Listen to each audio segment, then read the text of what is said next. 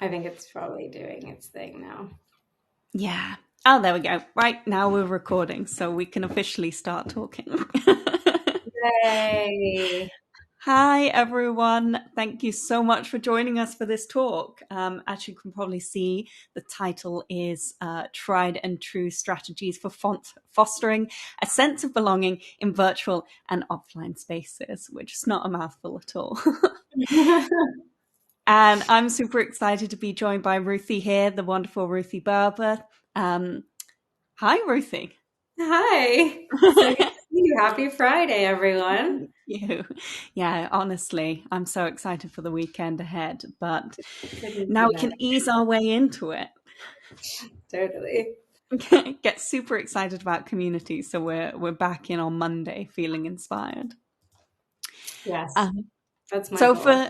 for anyone who doesn't know, Ruthie is an integrated marketing leader and a fractional community director at the moment, based in New York City. A very impressive resume with a decade of experience across brand marketing, community engagement, strategic relationship development, and program building. My plan with all of these intros is to make people blush. Yeah. Um, Okay. so I'm very, very excited to ask you all my questions about fostering belonging in community. So thank you for joining us today. Thank you so much for having me. I'm pretty pumped. This is exciting. This is my favorite topic. If there were a favorite topic in Oh, community, I think it's this. I think it's a good one because it just brings a feel good vibes, doesn't it? And I think Yeah. everyone Who wants doesn't want to. to know? I want to know. Everyone wants to know how to solve their sense of belonging. I'm surprised people don't stop you at the cafe and be like, Ruthie, Tell me I want now. to How do you do know. it? So So you funny. lucky lot get to stop Ruthie in the coffee shop and ask her any questions about fostering belonging. And yeah, please do add any questions in the chat box. We're going to leave plenty of time at the end to make sure that we cover all of those questions, and we might even jump some of them into the conversation while we're talking. So, as I'm sure you all know at this point, Ruthie is going to be talking us through time tested strategies designed to cultivate connection and belonging in communities. But I think it'd be really good to, and helpful upfront to just ask why belonging, and what are the benefits of belonging and how would you define it? It's true. It's like one of those things like, oh, you know that you need to do that, Yeah. but why? And like, I think what's really interesting about belonging, and if you do a little like basic research on it, fundamental human needs, or even like Maslow's hierarchy, it's right up there. It's literally the third tier. It's Yep. basically after like food, water, shelter, you have belonging. Humans are social creatures, and in the end of the day, we all like yearn to be an accepted member of whatever group. That could be a tribe, that could be a country, that could be a workplace, but in the end, like we all need to feel supported, secure, welcome, and appreciated. And I think that that's kind of how I would define belonging. And I think that in the end, what you're doing with communities, you're offering that, but at scale. Mm. Yeah, no, that's really interesting. Especially, I think a lot of people can think, introverted people, they don't necessarily want those social interactions. But introverted people, I find, can love community so much because it gives them that sense of community and they can drop in when they want and when they feel energized and ready. And yeah, I think everyone on a fundamental level needs that. I think Maslow's hierarchy of needs is everybody who's done any sort of marketing gets Yeah, gets delivered exactly. that constantly. So I feel like we've all memorized that by this It point. is interesting though that it's Mm, literally like the third tier. yeah, Like it's that honestly. fundamental to human nature. Yeah, and I think so many problems from like modern society have arisen by the fact that we're passing so many people in the street day to day and we don't actually get to connect with them or Mhm. communicate with them because that community feeling is starting to diminish in a lot of places in the world. Totally. Mm. Totally. So, with that all said, how do you kind of create that feeling? It would be great to get some like practical recommendations of how community builders or leaders can start like cultivating that feeling. So I've kind of like boiled it down for myself into five things: being authentic, being human, being consistent, being a facilitator, and being attentive. This is I love. how I kind of like live by and think about, am I doing all of these things? And if I'm not, then like making sure that I'm, compensating on different sides, because I do think that you need that combination in order Mm. to have a create a sense of belonging. I love that you can just boil it down to five things as well. Like you could just I have try, I love a framework. a sign on your wall that says be all of Yeah. these things. And as long as you end the day and you felt those things, then actually you're probably doing a pretty good job. Yeah, I I think it's for everyone on here, by the way. I think the term that I'd really like to kind of talk about is that kind of human or authentic thing, because I think that can mean different things to different people. So, what would you say that kind of means to you?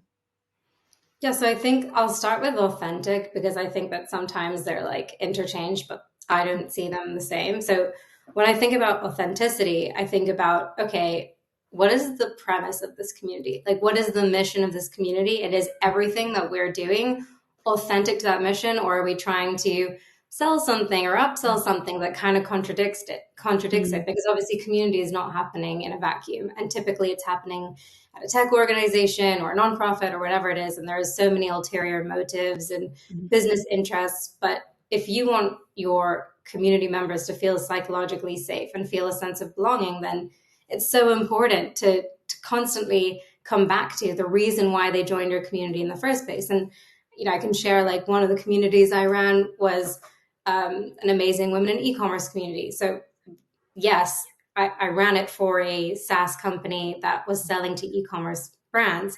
However, the mission and kind of what made this community a space for people to want to join was the fact that they were women or identified as women in the e-commerce space. That was the number one thing. And that's more important than selling or upselling. It's about how are we ensuring that this community continues to support and empower women in the e-commerce space, period. And I yeah. think that it's an important question to ask whatever community you're running. Now I'm running a community for people in their 20s. um, I'm doing fractional work for 20, and the whole idea is that it's a one-on-one mentorship platform and community. And so the question I'm always asking is, does my content reflect that? Does the questions I ask and the prompts that I put, the events I put on, the members that I'm spotlighting, does that all come back and reflect that mission for our members, or is it kind of off piste? And Yeah. then I think that once you kind of think of authenticity as that, I think you can apply that also to being human. And being human just means, I mean, it means literally this, right? We want to come off as not robots, not like faceless admin. And it's really important to be real because so much of community today is happening online. And it's so hard anyway to really kind of cut through that like avatar-esque like exchanges, but in the end, like if you can kind of bring your humanity to the front, and what can that, like, what does that mean, how can you do that? So when you're introducing yourself, not just like, I'm Ruthie from New York and I like community, I've been doing community or marketing for 10 years, like no one cares, but really like include fun details or like true things about your life outside of work, Mm, personal examples and anecdotes. Like you need to show that from the community, like leader, builder, manager side, mm, you are also part of the conversation in yeah. an equal way. And like Yeah. you are also a human Mhm. involved just as much as any member. Yeah. Um, and I think that, I also personally, and I don't think everyone agrees, but I think it's important to put your photo versus an avatar or like a random icon. Mm, And I think that something that I really, really, really try and do as part of being human is being like extremely welcoming and open, but mm, also inviting people to reach out to me directly. Because I think a mm, lot of stuff happens in the collective space. And that can be really, intimidating for some people. And when Mm. you invite someone to connect with you one on one, it like immediately shatters that and shows them, like, as soon as they get on a call, you're one on one, like, Yeah. know that this person is a human, and it just changes completely um, how you connect with them. Mm. You know? Yeah, there's so much about being a community leader, a moderator, etc., that it's about modeling behaviors. And so often we think about modeling behaviors in terms of moderating, following the rules, Mhm. making sure that the behavior is right. But sometimes we forget that actually we've got to moderate that engagement and those conversations and interactions. If we're being a bit weird and overly professional, then Yeah. probably people aren't going to feel comfortable within the group, and won't want to open up themselves. So, No, a yeah. community manager or leader or builder or moderator, like that, they're the ones setting the tone for the rest of the Yep. community. And every small message, like, actually constantly, like reinforces that idea and that perception. So it really needs to be all the time. And, like, I guess that kind of brings us to, like, the whole consistency thing. But, like, you have to be consistent. It doesn't Yeah. help if you do this like one time, or Mhm. when the community member first joins. You know what I Yeah. mean? Like, And I yeah. think consistency also connects with that authenticity piece as well. When I'm consulting on communities for people, the first thing I ask them is, do you already have a vision? And if not, let's sit down and decide your community vision, because we have to know what you want to do for people in order Yeah, to why be does this human, place in order to be exist? consistent. Yeah, exactly. And I Exactly. talk to a founder one time, and I won't name names because it's not flattering, but I was like, so why do you have a community? And he was like, oh, well, I thought I'd do an alumni group for people who took our courses, so I can get some more money out of them. And I was like, well, you're Yeah. honest, but it's not Yeah, going but to be the a good truth is, community. and I didn't really like touch on this in the beginning, but, like, Mm. yeah, aside from belonging obviously being really essential for human nature, it is so critical for a community, because the second your Mm. community members do not feel belonging, there's literally nothing stopping them from leaving Yeah, and disengaging. Nothing. yeah, yeah. And the So, vice versa, of course. yeah. Do you have any like methods or tactics that you use to kind of stay consistent? I know be consistent was third on your 5 list. So obviously that's super important. But I know that it can be quite difficult to stay consistent across every touch point. Do you have any kind of methods or recommendations for that? I mean, I think in the end of the day, any community you're managing, and I'm currently in between managing three, Mm. okay?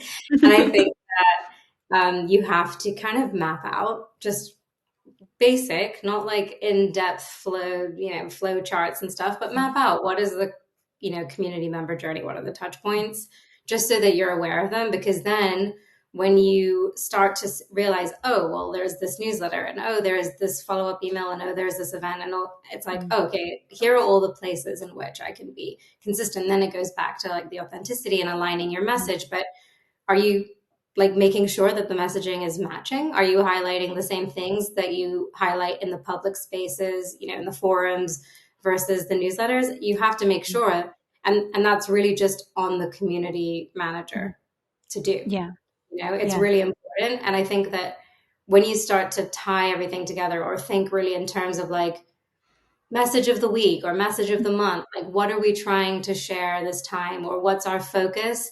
Mm. As long as your focus is reflected across all of those touch points, I Mm. think that basically Yeah. enables you to be consistent. And I think it's interesting because I feel like consistency doesn't necessarily mean being the same all the time. It, No. as someone moves through that member journey, as they get more involved, and they kind of start to achieve the things that maybe you're trying to help them achieve, then actually you're going to speak to them in a slightly different way. They're going to want slightly different events, and want to take a level of responsibility and ownership over the space. So I guess it's just about the consistency of vision and value, Yes. rather than about always repeating the same thing, treating everyone exactly the same way. Yeah. I think yeah, it's really like it's really kind of like the authenticity has to come with a Mhm. consistency, and they are like they have to be together, but in Yeah. each direction. And in the end of the day, like what you're trying to avoid, if it's easier to think in terms of things you don't want to do, you don't want to. Um, you don't want your community members to be engaging with you and feeling like they're wholly different experiences. Like I went to XYZ community event, I got the newsletter, completely irrelevant.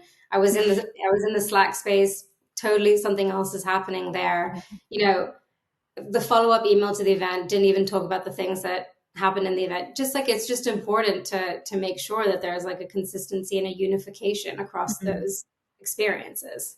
Yeah, I love that. That's great. So you touched a bit on kind of being a facilitator when you were talking about people direct messaging you and, showing up and like modeling and being human while you were there. Um, do you have any kind of top strategies for facilitating like connections within the group or, getting people to engage with each other or get to know each other? Yeah. So I find that people just need like a tiny little nudge. Um, and then once you do it, it really is kind of like the gift that keeps on giving. Mm, So, so what I mean by facilitator, you are, as the community manager, builder, leader, whatever you're doing, you have the best view of like all of your community members and the best understanding of like who's the right person to help with this. And if you want to create a space where, people are helping each other, or there's support, or even like product best practices, mm, really just sharing that. It can be across the range. Sometimes, a community member will join and they won't see an ask or a message that's relevant to them.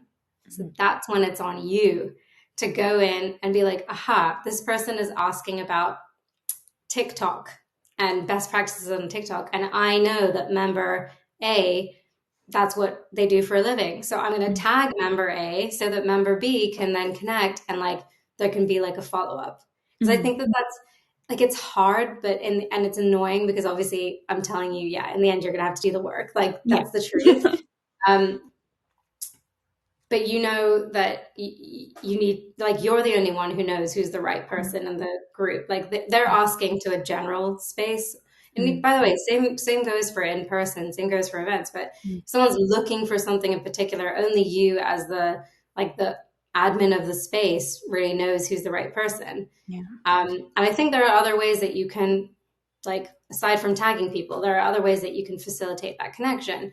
So something that happens basically across all the communities that I've worked on, and I've, done everything from like Gainsight to Facebook groups to Slack. I think creating like subgroups, cohorts, Mm, channels, specifically based on geo or, mm, a specific topic of interest, like that helps so much because again, as the community scales, and as the public space becomes kind of intimidating and people don't want to share, this is the best way that you can like ensure that people are connecting. mm. And creating that subspace that these people have in common will basically enable them. And I think that like the best communities are the ones where people kind of like they're already put in a geo group, like, oh, Mm. members of Austin or members of London. And then they kind of like naturally take initiative and meet up. Yeah. And Yeah. like that's what you're trying to do, you Yeah, know? I manage a lot of Discord communities, and we have role tagging, which is so helpful. I run a couple of games industry careers communities, and so a lot of the time we're putting people into the disciplines that they specialize in and the work that they want to do, and it's so helpful when somebody says, "Oh, I have a problem with this 3D modeling software," Mhm. then we can just tag at 3D modelers. Can anyone help with this? It makes such a huge Brilliant. difference. It really is. Just going Yeah. going back to what you said about tagging people and connecting specific people, do you have any sort of system for remembering who these people are or keeping track of kind of regular hand raisers? I mean, I have my own spreadsheet that I create whenever somebody joins like an event. a social or a hangout or something, I'll often, while we're doing this hangout, kind of note their name down and anything they say about, what projects they're working on and stuff, because I know I can't just keep it in my head with thousands of members. So I was wondering if you have any sort of system similar to that. And here I'm going to be annoying and say it really depends on where the community is hosted. Mm. Because when I was, running the Yotpo product community that was built on Gainsight, the backend was very easy for me to tag members by geo, tag members by, product line or industry or vertical. It's much easier. You can almost automate that entire thing and create like targeted messaging and connecting like based on those factors. With Slack, it's super tricky. Like it ranges from a spreadsheet to a Notion database to a little bit just remembering Yeah. or searching. I mean, Mm. honestly, it does take a second to do, Mm. but you get on to like, I think this is mostly for Slack, but if someone posts something in Slack and they're like, I'm really looking for like, and then they say something super specific and you're like, I don't remember if someone said something, or I remember, but I don't remember who it was. You search in Slack and you find that person who introduced themselves or talked about that topic, and then you can connect them. That's really helpful. I don't know why. It just never crosses my mind to do that. I'm Just always there in my spreadsheets, like who knows about this, and it's always happy to help. yeah, So I'm definitely going to start doing that going forward. I can't believe that didn't occur to me. it's funny. Um, Thanks for the laugh react. You also mentioned that making members feel seen at every single step of the journey is important to you. Do you have any methods that you use to make this happen? I appreciate every time I'm saying, do you have methods or Yeah, strategies? no, of But course. I mean, I can only draw again on like my experiences at this point running, maybe 7 or 8 different communities in the I past think that's and probably today. enough. Yeah. And I think it does depend. Obviously, like, there are a lot of communities which I've not had experience with that where not anonymity is a little bit more important, or it's not like the idea is not to be associated with an identity or like individual.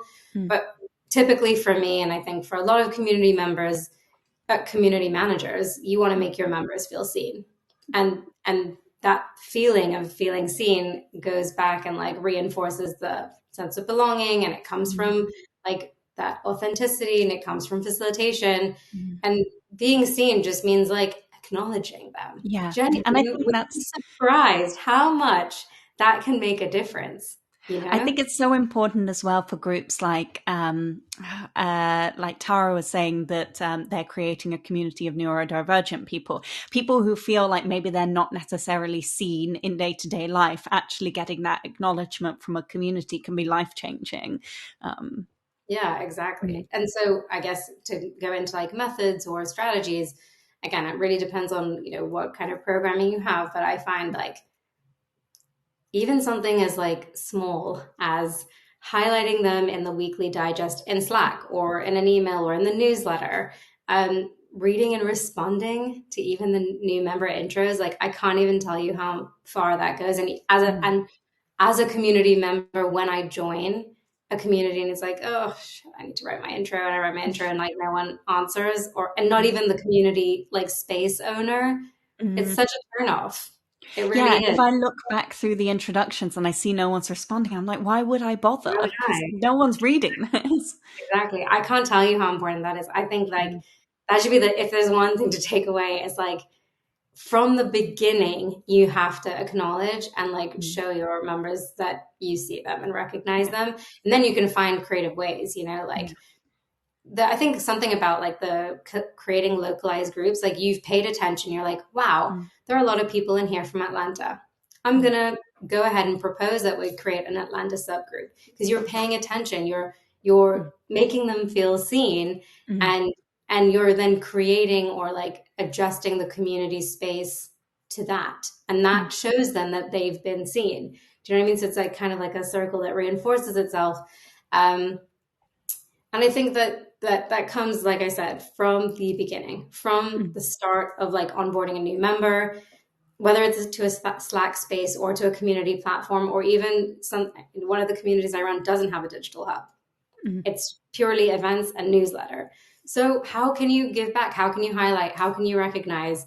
And I think even these small things, by recognizing or like highlighting someone by person, Mm. that can go such a long way. You know what I mean? Yeah, definitely.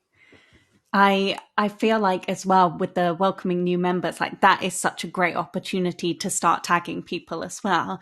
Like, you know, if somebody comes in and they're from Sheffield and I know other people who are also doing a similar thing in Sheffield, you know, Like, oh, you actually, should speak to so and so, like yeah. our wonderful like community member who's been here for ages. Yeah, because not only is, you know, that person who's entering feeling seen, but also the person who's currently a member is also being seen. So it's kind of, I don't want to say killing two birds with one stone, but Yeah. essentially that sentiment. Yeah, I think that's actually it's really interesting thing that you mentioned. One of the things that I really like to do, whether it's a Slack community or not, is to tag all the members that just joined that week or month, Mm. whatever you can do. But I think that it's really important, like Yeah, to constantly be like, well, we want to welcome all of our new members, and here's who they are. Let me yeah. tag and show you who they are.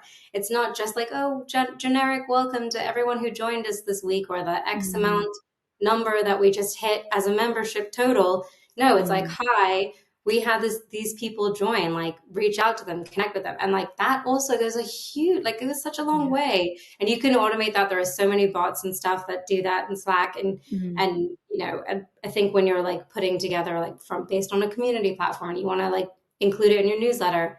It's not that hard to see, like, you know, join from X date, take all the Mm. names and put it in. And Yeah. it goes such a long way, you know? Yeah.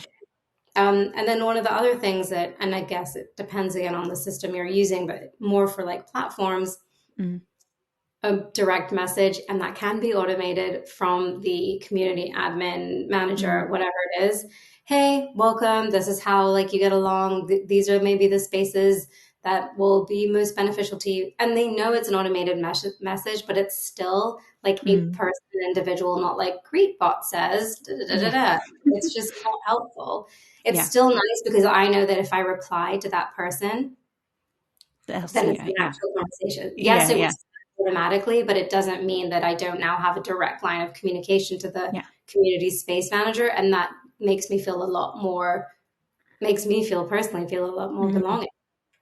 Yeah. I love that. I think that's something that I haven't done as much. So it'll be interesting to go away and implement that and see how that changes that first member onboarding. Like, Yeah, and I think another strategy or like method I can suggest is rewarding, and mm. really just being, and it's acknowledging and rewarding. So in the product community I was running, one of the, you know, things that a member could do was just submit a product feature request. Great. Mm. They submit it, and then other members can upvote it. But what goes at like the extra mile is to be like, wow, thank you so much for submitting that. We see that you got it. We're going to take it straight to our product team. We're going to be like, wow, this is a great idea. Or even Mm. just any kind of like way to show them that this isn't just like going into like a digital void, and like Mm. there's a real person actually reading these and saying thank you, because it is a thank, is something to be thanked. Mm. And I think and it can be even the smallest action, right? Like if someone's in a Slack group and they've been really helpful to another member, just being like, at member has been so great, like da, da, da, da, with this, or writing to them directly and being like, thank you so much for being so helpful the other day. It was Mm. really nice. And again, it's like being seen, you Yeah. know? Oh, that's awesome. So nowadays, communities are pretty hybrid. I know you mentioned that you have one community that's just events and newsletters, and it's not even a digital space. Are the strategies that we're talking about still relevant in person? I know there's a lot of things like automated messages and introduction channels that we've discussed. So I imagine there's kind of nuances that we need to consider if we're just doing, maybe not just doing Or even hybrid. offline, but yeah, even hybrid. Yeah, so I mean, definitely the authentic and human part like has to be there. But I think there are a lot of ways that you can be attentive and a facilitator in real life, and that can be something like I hosted a dinner 2 weeks ago, And it was just kind of like, okay, you're kind of doing it in real life. You're going between table and you're like, oh, you're doing this. That's so funny. I just met blah, blah, blah. She just told me Mm, that that's what she does, and literally bringing them together. And then all of a sudden they're in a side conversation, like super deep. And they're exactly the person that they wanted to meet. And that's when mm, they go home and they are like, wow, this is a great event. I met people mm, who I really connect with. And now I feel, again, even a stronger sense of belonging to this mm. community that hosted or Yeah. facilitated this dinner. Yeah, I Um, find there can be that really, really strong sense of belonging and like clicking in those events, not even in person, but just the second that someone either gets on a call or gets in a room and talks to somebody else, it really kind of it changes something. I feel like there's a kind of chemical change where all of a sudden you feel like you have friends and you have connections. Um, and I love how much of a kind of lightning rod they are for the community. Like someone can go away and be like, I was at this event. So yeah, therefore I am this person within the community, which is really good fun. totally. Mm, And I think so when we're talking about non-virtual connection, you kind of like hit the nail on the head. Like this is like the strongest way, right? mm, To forge connections between humans. So when you're facilitating something like that's the ultimate way to really like cement and cultivate a sense of mm, belonging. And I think another way that you can, use the in-person to complement the virtual is you're listening to what the community members are talking about. Great. So you already have all the insights. You already know what your community members care about, what they're mm, interested in, where they're struggling. Put on an event and make sure that the content answers that, mm, or mm, use it to facilitate a space to have discussion around it. mm. You actually know so much more about your community, like from the virtual side, right? So you can also bring that into the real Mm. world. And that can come in the sense of roundtables and speakers and content, or even just like holding that space for discussion. Yeah, and I do love as well using events to get feedback in a more kind of subtle and conversational way from people. Like, obviously, it's going to be a little biased because you're only going to get feedback from people who are interested in coming to the Yeah, events. But it's good to be able to, when you send out a survey to someone or you send a testimonial form or something, then you're going to get a very specific answer to that. When you start having a chat with someone, then actually yeah. you can ask more questions and tease out a bit more information from them. So it becomes a really valuable source of feedback to how to make people feel like they have greater belonging. Totally. Wait, I'm just finally looking at the chat. Tara, Yeah. 1000% on the name tags. Yeah.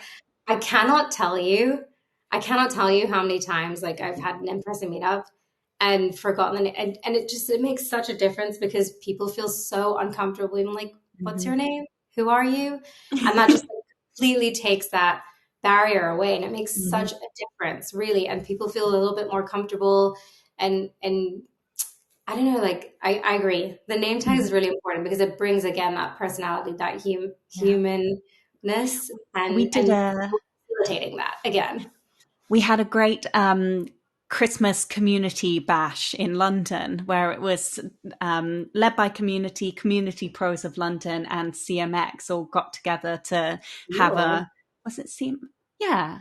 Well, Oh, we all got together to have a Christmas party, and Valentina, who helped organise the summit last year, had a brilliant game where it was just you just got a word on a piece of paper and everybody else got a word on a piece of paper, and then you had to find the person whose word matched your word. So amazing. someone would have secret and then another person would have Santa. So you'd be going from person to person saying, oh, what's your word? And they'd be like, oh, it's Wonderland. And you're like, oh, well, you're not mine, but have you seen anyone? And everyone Mhm. just gets talking and chatting, It's and so good. it's great when it doesn't have to be really deeply personal or pulling two people together. Just like actually just starting a conversation with a little icebreaker can make the world of difference. Truly. And again, like it's your responsibility as the Mm, community manager, as the event manager to facilitate it.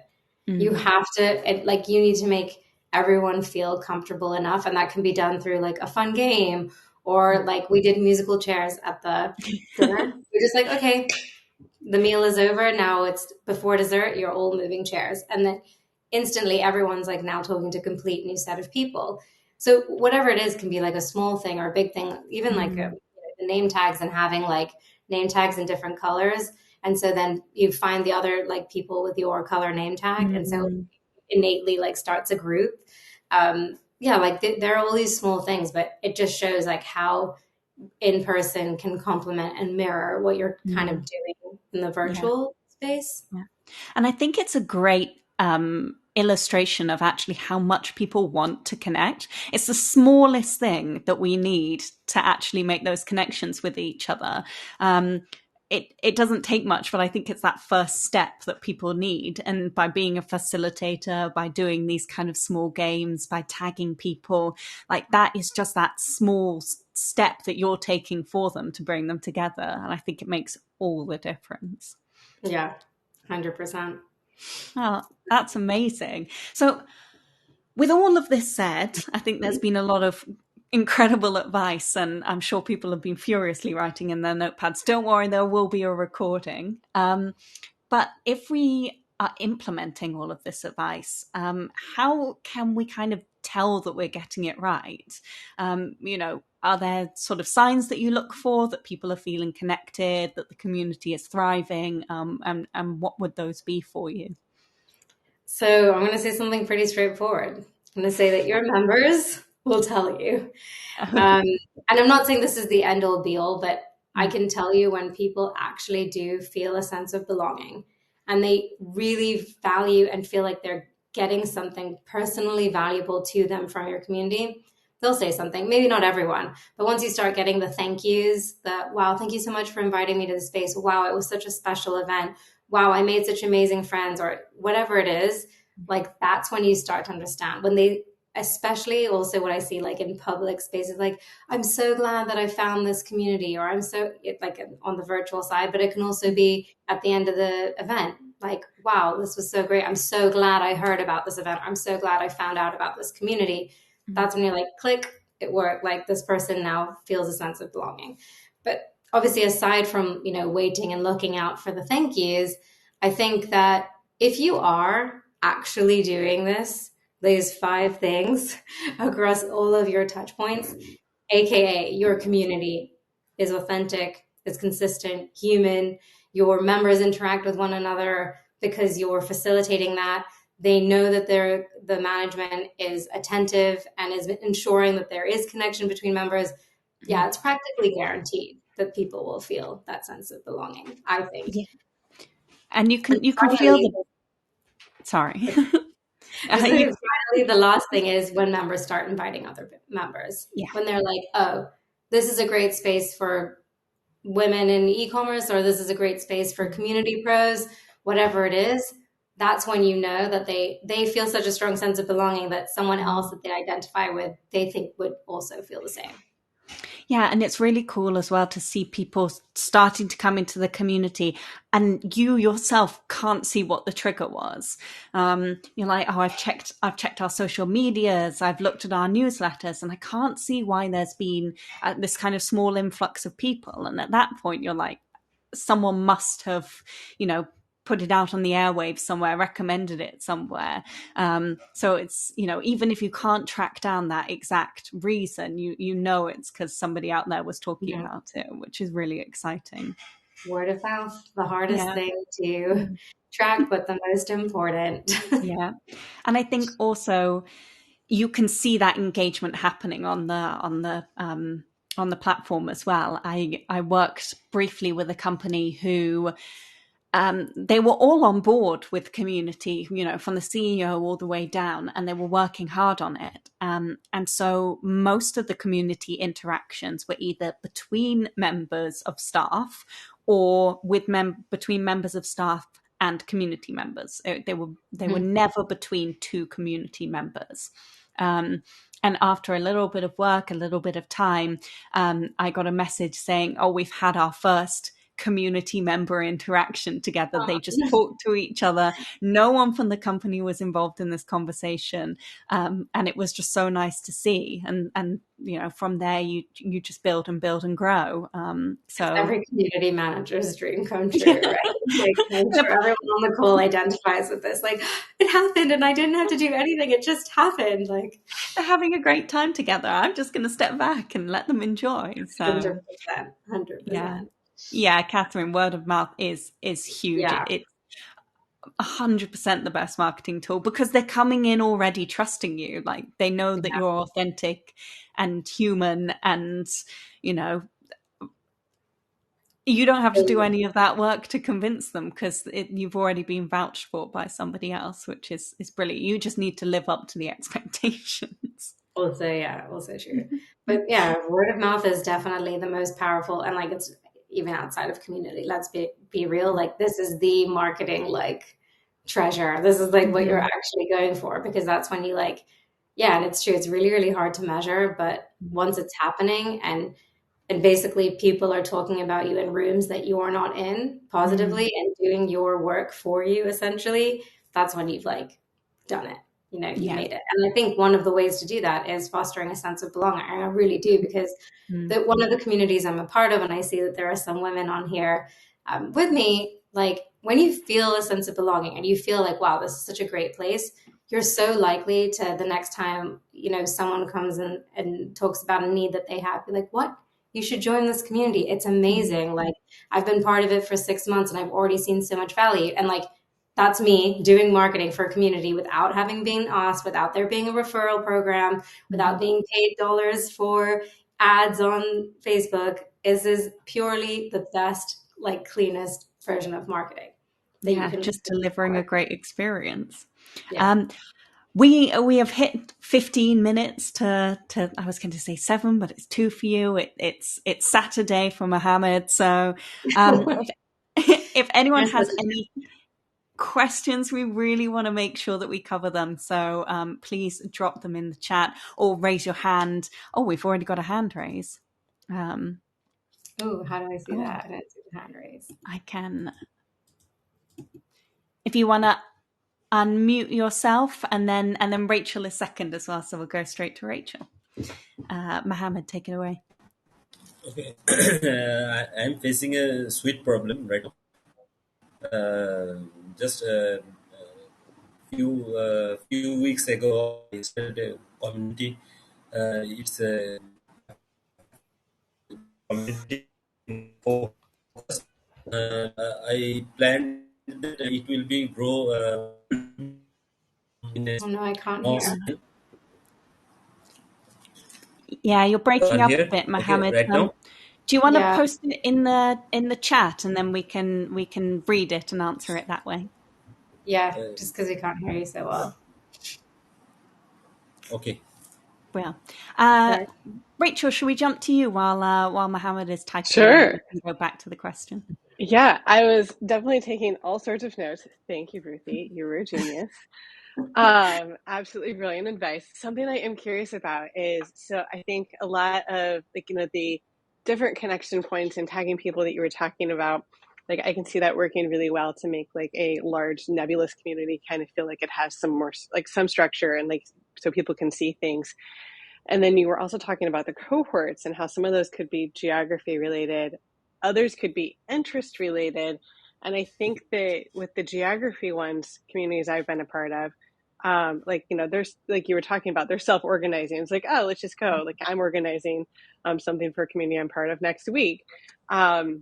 Because we're all in the same city. But when you have another cohort that has a different commonality between them, then how can you create a sense of belonging, like when there is this other community where it may not necessarily self-organize and maybe there's a lot of these small cohorts kind of happening at Mhm. once? What does that look like? Do you mean like how to create a sense of community between all the different cohorts together? um I guess more of just making sure that the cohorts are moving. Like, and so like if you have this bigger, broader community and then you have your sub cohorts as a part of it, and there's things happening at the big one. Well, how do you make sure that those cohorts are actually like gelling and creating, their own experience within that cohort? Yeah, that's a great question. And I will say it's the same. You have to go and facilitate. You have to it has to be done on every level. And it goes back again to the consistency, because if on every touch point you are doing that, you're facilitating and you're bringing it back to that connection, that common denominator, whatever it is, then it will start to happen. And yeah, it's true. Once you start to break off into smaller cohorts, you're like, I have so many going on. But it's so important to just check in and facilitate to get that stuff moving, because I think that once you nudge just a few members, eventually it starts happening on its own. And Rachel, you and I are both part of a community where you see that all the time. Like, it's not like the community manager is answering everyone's questions. Now everyone's answering each other's questions, and even in the smaller cohorts. And that happens because in the beginning, like something, you set the stage for that by ensuring, like, I see this member, you two should talk, or you're the right person to, or facilitating. Yes. Maybe, yeah. Maybe Exactly. really came in and preempted what you were going to say. And Luke has also suggested that trying to standardize the resources that you're offering for each cohort is a good start too. And actually, Mivy and I work together on a community called Game Dev London, and we have cohorts of disciplines, as I was saying earlier.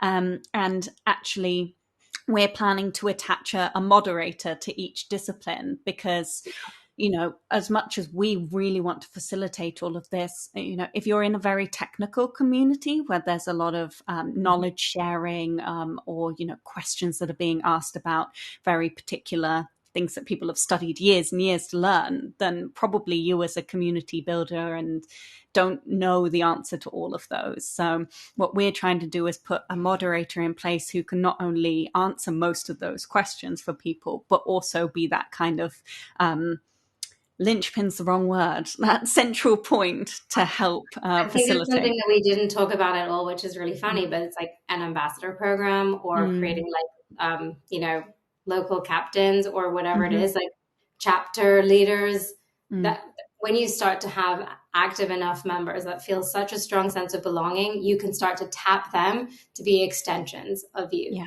as a manager. And Rachel, to that point, once you start to see who inside each cohort could be the person that you tap, they can continue that work for you.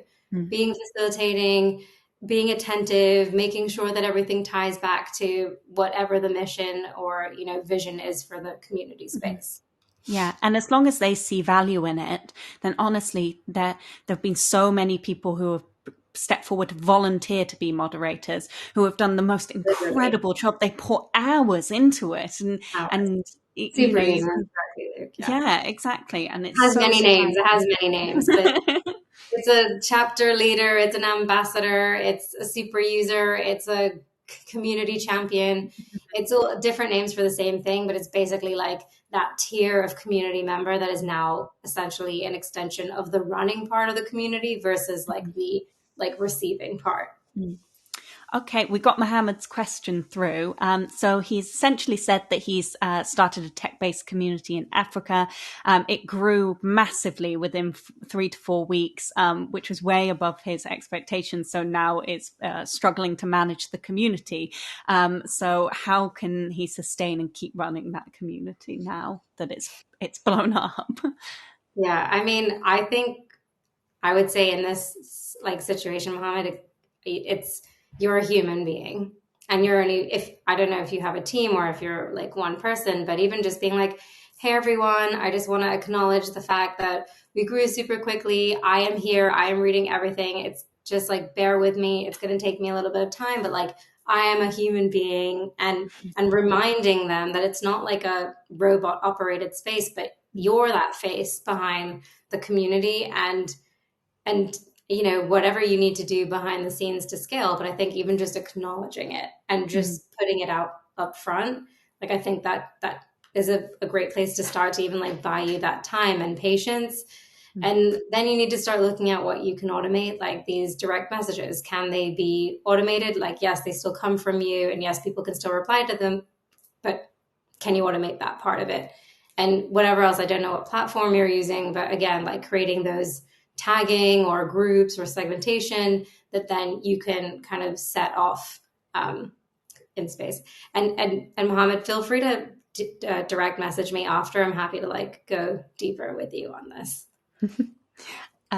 Mark has also asked, what is your view on running tournaments and competitions through your community? Now, I know Mark works in the kind of gaming industry sphere, so I think that's probably where the competition idea is coming from. I was gonna say, like, it's so like it really depends on the space and industry. Like, I think there are some places where 100% is like so engaging and absolutely amazing, and people feel like, and it definitely contributes to a sense of belonging. And there are other places where it's honestly just inappropriate and makes people feel like, ugh, like, Yeah. what am I doing here? Like, why are they putting us against each other? So I think it really depends, and you as a community manager need to get a feel for it. And again, like goes back is like aligning with your being authentic to your mission and the reason, the whole premise of your community's existence, if it makes sense, which I believe, I'm sure with gaming, I'm not personally ever managed a gaming community, but I can imagine it being like an absolute like integral part of that common denominator. Great.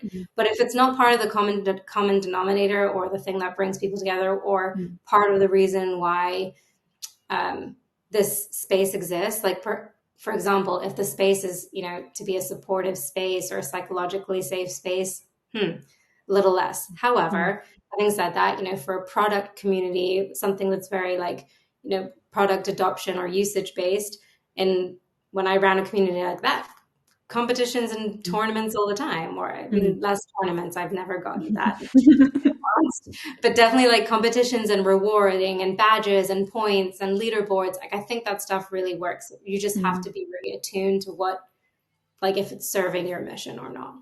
Yeah, I mean, from my perspective, I mean, we do things like game jams where people will create their own game over a 48-hour period. It's So wild cool. what these people can create, and that is somewhat of a competition. We have a kind of friendly vote at the end of it, Yeah. and the winner gets a shout out. They don't get a prize or anything, so that keeps an already quite pressured situation of trying to create something so quickly. It kind of reduces the stakes. You're not winning anything. You're not winning like prize money or, you know, a portfolio review or being seen by a huge company. So I think it's just about judging that level of, okay, is Yeah. this a fun tournament or competition, or does this have high stakes and it's that conducive to creating a you know, a connected and Yeah, safe space? totally. No, I completely agree. And Catherine, yeah, exactly. I think that when it's less member against member, like, and it's more just like an engagement play, 100%. I think in most cases it will work, but there are definitely some communities where I wouldn't recommend it at all. Like, I don't think it has anything to do with the space. So as long as it's connected to that mission and premise, then totally. Yeah, and yeah, there's obviously gamification methods and communities which I think can be good fun. I have a couple of Amazing. communities where we have like a ranking system, and Yeah, it's yeah. not ranking people against each other. It's just, you know, if you've sent 20,000 messages, you're going to be number Yeah. one. You get badges, you get like a status. I love it. I mean, Mm. someone who's a little bit crazy about Duolingo, like it's the same thing, right? Like Yeah. it's almost like I'm competitive with myself, like, Mm. and I want to be the best member or user, and that's the driving factor versus like I want to destroy my competition. So I think that like Duolingo rules my life. Yes, like I am, I'm literally chained to this app. That owl has got you. That owl got me so bad. Like I have to, if I don't do my Duolingo before midnight, I don't get the chest in the morning. It's terrible. Yeah. And I You think know, the important thing about gamification, though, is gamifying the things that you want people to do. You yes. know, some communities, if they're really kind of knowledge based, you want really valuable answers. You don't want to gamify responses, because people are just going to spam useless information. Exactly. And whereas, you could try to gamify really helpful responses, you can, tag them and somebody gets a like top contributor badge or something. So, yeah. Exactly. Like that's a perfect example of like light gamification that really is just encouraging actions. Yeah. I see we have this like timer thing. Are we going to get kicked off in 2 minutes or what happens now? I think we'll be okay. I think it's just telling us that we should wrap up in 2 minutes. But does anyone else have any more questions? We probably have time for one more. I'm Now just now that looking through the we've chat to got see if Ruthie there's. here. But as Ruthie said, if you have any other questions or you want to connect with either of us or anyone else from the chat, Share then my LinkedIn. I'll share my LinkedIn as well. I haven't done that. I've got Yeah, too many tabs open. That's the problem. Yeah, but I would absolutely love to connect with everyone. If we're not already connected, please, please, please feel free to connect with me, DM me, follow me, whatever it is. And yeah, Alex, for everyone who's on this call, Alex and I are hosting just like a casual, informal, virtual networking session next week where you're just meeting other people in the community or meeting other people who are interested in community. Super fun, super light, 1 p.m. Eastern on Tuesday. And I will put again the link to sign up because it was like way up there in the chat. I should have pinned it, honestly. Yay, see you there, Luke. Yeah, I'm looking forward to it. And I think it's also nice because you actually get to talk to people rather than sitting and listening to just us talking. Yeah. Oh, here we go. Oh yeah, good way to organize your time. That is such a good question. Yeah. I wish I could tell you that I have some like really smart system. I don't. Like I kind of feel for each week like which community kind of needs the most like from me this week and then prioritize accordingly. And Notion is your friends. Like I have like really clear divided notions for I'm each of these obsessive about my spaces. Notion. Yeah. Yeah, I'm going to push that one on you all, especially if you are like managing multiple communities at once. It definitely like helps to be able to put notes and different things at each time. And then you can also set tasks and now you can connect it to your calendar. So it's even better. But yeah, I structure my time kind of thinking like, okay, are there any events? The call will continue unless you choose to exit. Great. Amazing. Thinking about if I have an event or something coming up like this week, or if I need to prioritize or think about, okay, this is going to need a little bit more attention from me this week, and this other community I can kind of like do like my more maintenance stuff. So I think that and I also I'm working with communities that are very different and almost like completely unrelated in their topics. So I really get that, and I think it's kind of like a little bit of hat switching. But I do think that really thinking like, okay, who needs me the most this week? Because you can't do it all. You can't give every community the same amount of attention each week. It's not possible. And really at the beginning of the month thinking like, oh, okay, well, I see that I have a lot going on for community A at the end of the month. So in the first 3 weeks leading up to it, I'm going to, do what I need to do with these other two communities. And then like basically know that I'm going to have to be mostly preoccupied with that third community at the end of the month. Yeah. If that doesn't answer your question, Kat, please write to me. I have a lot more ideas, but just conscious of the time. Yeah.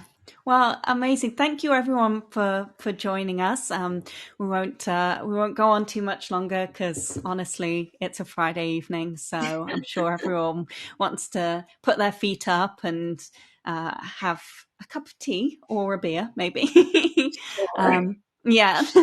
So yeah, thank you so much, Ruthie, for all of your wisdom, and I've definitely taken away some stuff that I'll be implementing next week. So I'm very much looking forward to me. This was really fun. Thank you. Yeah. And again, like if anyone has any follow-up questions, I really would be so happy to answer you. And we're gonna send the recording, right? So you can like take notes if you missed anything. Yeah.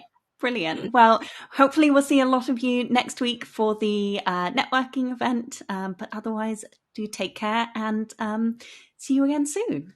Happy weekend. Happy Bye, weekend, everyone. everyone. Thank you so much.